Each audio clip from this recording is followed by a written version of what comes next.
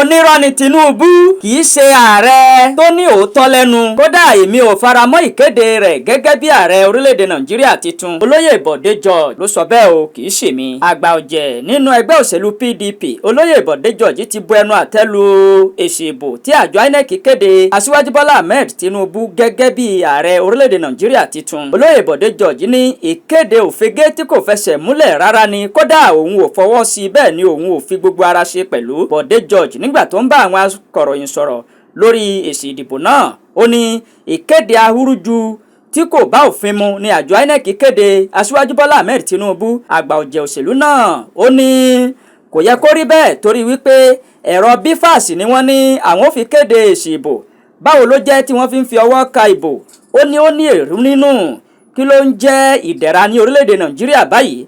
Ó ní wọ́n kéde Aṣíwájú Bọ́lá Ahmed gẹ́gẹ́ bí ààrẹ, ó sì dàbí wípé orílẹ̀-èdè yìí ń ṣọ̀fọ̀, ìlú ò fararọ, gbogbo ẹ̀ kan bóbóbó, àwọn ènìyàn sì dàbí wípé wọ́n wà nínú ìbànújẹ́. Ọ̀gbẹ́ni Professor Yakub olórí àjọ INEC yẹn gan eléru ni o, torí wípé kò lo ẹ̀rọ bífàsì láti fi ṣe àmójútó ìbò àti láti gbé èsì ìbò jáde. Olóyè Bọ̀dé George ó tẹ̀síwájú pé olórí àjọ INEC Mahmood Yakub kò fi ìwà ọmọlúàbí ṣe ètò ìdìbò náà rárá.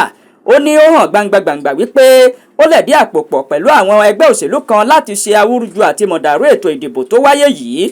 Ó ní ó yẹ kí olórí INEC hùwà ọmọlúàbí ni. Ó ní ó sì yẹ kí wọ́n pa ètò ìdìbò yìí, kí wọ́n parẹ́, kí wọ́n sì tún ṣe ní ọjọ́ míì, torí wípé wọn ò mú àdéhùn tí wọ́n ṣe nípa lílo ẹ̀rọ bífàsì tí wọ́n wí.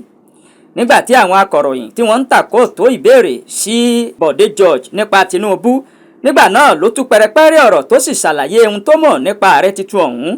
Ó ní kèé kúkú ṣe wípé Aṣíwájú Bọ́lá Ahmed Tinubu ó gba ìyàwó òun, ṣùgbọ́n mo ti mọ Aṣíwájú Bọ́lá Ahmed Tinubu láti ọjọ́ tó ti pẹ́, bẹ́ẹ̀ ni kò pa mí lọ́mọ. Ó ní onírọ́ ni Aṣíwájú Bọ́lá Ahmed Tinubu.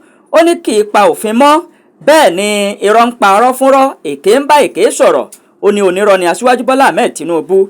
Òfin orílẹ̀-èdè Nàìjíríà ní wípé kí wọ́n fi ẹ̀rọ bífàsì ka èsì ìbò.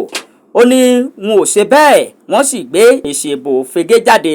Ó ní báwo ni wọ́n ṣe kéde wípé èèyàn jáwé olúborí láàjìn lóru gànjọ́, ṣe bí ojúmọmọ ló yẹ kí wọ́n fi kéde. Ó ní tí ò bá ní màgòmágú àti màkàrúrù nú, báwo ni wọ́n ṣe kéde ní òru wípé Aṣíwájú ló jáwé olúborí? Àwọn akọ̀ròyìn wọ́n bi olóyè Bọ̀dé George léèrè wípé gẹ́gẹ́ bó ṣe ṣèlérí ṣáájú wípé tí Aṣíwájú Bọ́lá Ahmed Tinubu bá lè jáwé olúborí tó sì di ààrẹ orílẹ̀-èdè yìí, wípé òun ó kó kúrò ní orílẹ̀-èdè Nàìjíríà. Àwọn oníròyìn wọ́n bi léèrè wípé ìlú wo àti orílẹ̀-èdè wo ni olóyè Bọ̀dé George fẹ́ kó lọ báyìí nígbà tí Aṣíwájú Bọ́lá Ahmed ti di ààrẹ ní orílẹ̀-èdè Nàìjíríà.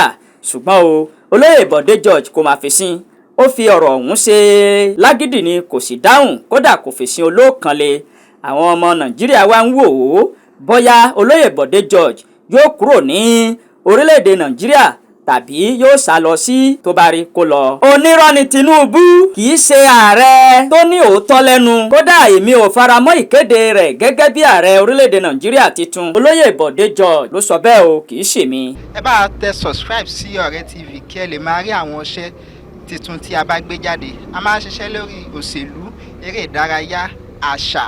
Ẹ bá tẹ subscribe kí ẹ lè máa rí iṣẹ́ titun. Kò ní já owó yín.